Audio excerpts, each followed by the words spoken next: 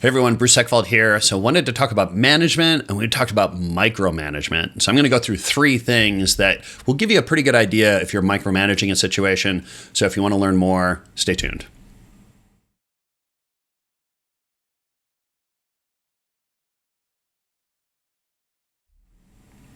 So one of my philosophies is if we're going to scale a business, we have to scale leadership and management. So we need to get really good at leveling up our management skills.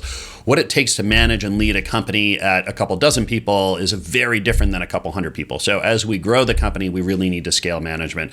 And I'm going to cover three things that I typically find are tells that someone is operating in a micromanagement kind of capacity, and that's not going to be successful in the long term. So one of the first tells is that when I see managers telling people what to do rather than asking for a commitment, and this is a pretty classic thing where you have managers who've been highly successful as individual contributors. They're really smart. They probably know more than anyone else in the company on how to do something. And they go into a role, a management role, and they start dictating. They start telling people like, okay, here's what I want you to do, and start giving very detailed instructions about how they want someone to execute it. What I encourage them to do is kind of, rather than thinking about giving instructions, ask people for commitment. Explain what you want. So use something we call commander's intent. This is what I want to achieve. This is what success looks like. Can you do this for me? What are the things that you need from me to be able to commit to this? Get commitment and then get into details. The problem is that if you don't get commitment first, people are really not invested in the process. If you get commitment first, it's now in their hands, it's on their lap, and they will start asking the questions they need to understand the details. And so by doing that, getting commitment first, rather than getting into details, it's going to change the dynamic. It's going to really increase accountability and ownership. So the second thing I find is when managers really get into those details and sort of dictate exactly how they want something done. So once you get commitment, you really want to focus on something I call commander's intent. And this is something that comes out of the military, but it's great for high growth companies that are under a lot of stress, a lot of pressure to grow quickly. You need people to be able to kind of work independently. You don't have a lot of time to manage people in a really detailed way.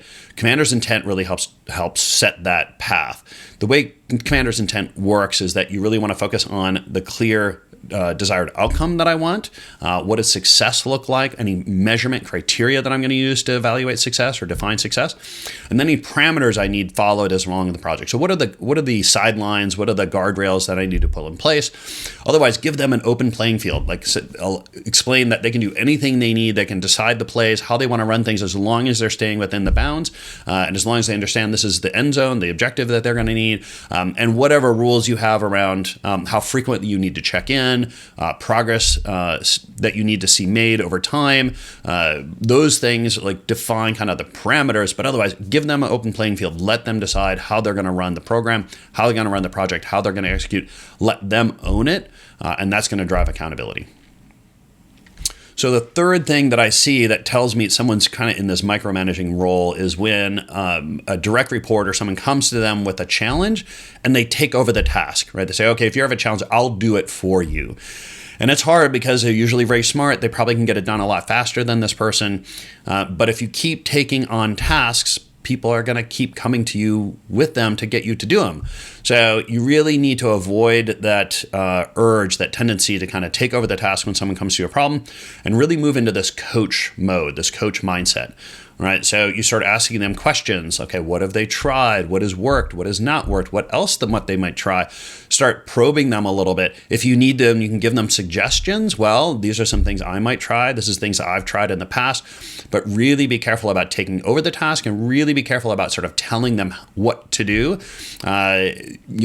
Start with coaching, ask questions, see what they already know. If you need to, you can kind of prompt and give suggestions, but only after you've really let them think it through. This is really going to help keep them in the driver's seat, right? Otherwise, you're going to be taking over tasks, and you're going to keep taking over tasks, and it's going to bottleneck you. You're not going to be able to grow and scale individually and as a company. So if people are coming to you with problems, don't take them on, coach them instead. So those are some of the things that I find challenging with a lot of folks as the company grows and scales and we're growing in scale leadership. People fall into this micromanager trap quite often. These are three things I kind of keep looking for and helping people through. And if you can kind of be aware of them up front, catch yourself early, you're really going to kind of avoid a lot of drama, a lot of frustration. You're going to be able to move more quickly into higher levels of management. Team's going to be able to step up faster. You're going to be able to grow and scale the company more quickly. So I have an Inc. article on this. If you want to email me, bruce@eckfeldt.com, I'll send you the PDF. I have some questions in there as well, which can help you work with your team to kind of really get into these and identify this and work through it quickly.